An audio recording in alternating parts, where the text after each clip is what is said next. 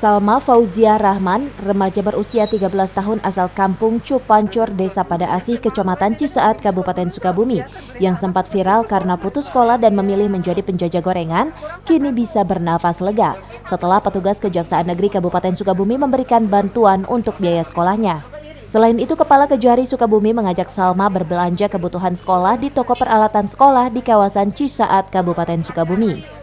Merasa peduli, terpanggil untuk membantu Dek Salma. Dalam hal ini kami memang melihat yang bersangkutan hampir lebih kurang 1 tahun belum bisa sekolah dikarenakan keterbatasan yang ada. Ada buat semuanya, sama sekarang makasih banyak semuanya. Sekarang Salma dibeliin baju, tas, peralatan sekolah. Alhamdulillah, makasih banyak untuk semuanya. Artinya Salma udah siap sekolah lagi sekarang ya? Dari Cisaat, Kabupaten Sukabumi, Iqbal Bakar melaporkan.